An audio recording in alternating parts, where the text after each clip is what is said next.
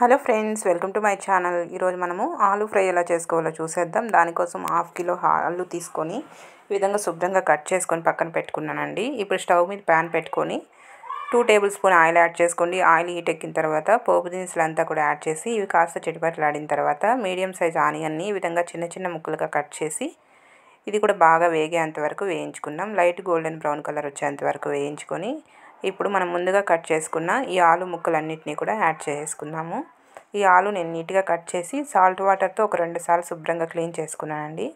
ఈ విధంగా క్లీన్ చేసుకున్న ఆలు ముక్కలు కూడా యాడ్ చేసి ఇదంతా కూడా ఒకసారి బాగా కలిసేలాగా కలిపేసుకుందాము. ఈ విధంగా ఈ ముక్కలంతా బాగా కలిసేలాగా కలిపేసుకొని ఇప్పుడు ఇందులోకి రుచికి సరిపడా సాల్ట్ అలాగే పసుపు కొద్దిగా యాడ్ చేసుకోండి. ఈ ఉప్పు పసుపు కూడా యాడ్ చేసి ఇదంతా కూడా బాగా ఫ్రై అయ్యేంత వరకు ఫ్రై చేసుకుందాము. ఈ ముక్కలన్నీ కూడా మంచి గోల్డెన్ బ్రౌన్ కలర్ రావాలండి, అప్పటి వరకు ఫ్రై చేసుకుందాం. ఈ ఉప్పు పసుపు అంతా కూడా బాగా కలిసేలాగా కలుపుకొని మధ్య మధ్యలో ఇలా తిప్పుకుంటూ మీడియం ఫ్లేమ్లో పెట్టుకొని ముక్కలంతా బాగా ఫ్రై అయ్యేంత వరకు ఫ్రై చేసుకోవాలి. చాలా రుచిగా ఉంటుంది ఇలా చేసుకుంటే.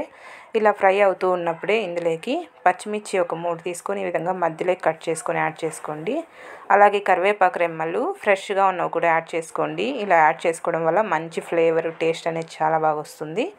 ఈ విధంగా ఇవి కూడా యాడ్ చేసి ముక్కలంతా కూడా బాగా ఫ్రై అయ్యేటట్లు ఫ్రై చేసుకుందాం. ఈ ప్రాసెస్ అంతా కూడా మనకు ఒక 10 మినిట్స్ పడుతుంది. ఓపిక్గా ఫ్రై చేసుకోవాలి మనము. ఈ ముక్కలంతా కూడా మంచిగా కలర్ చేంజ్ అయ్యి మెత్తబడేంత వరకు ఫ్రై చేసుకున్న తర్వాత ఇందులోకి red chilli powder 1½ table spoon వరకు యాడ్ చేస్తున్నాను. మీరు స్పైసీ ఎంత తినగలరో చూసుకొని దాన్ని బట్టి యాడ్ చేసి ఇదంతా కూడా బాగా కలిసేలాగా కలిపేసుకొని ఒక 2 నిమిషాలు ఫ్రై చేసుకుంటే పచ్చివాసన అంతా పోయి చక్కగా ఫ్రై అయిపోతుందండి. చూసారు కదా, ఎంతో టేస్టీగా ఫ్రై రెడీ అయిపోయింది. Okay friends, bye.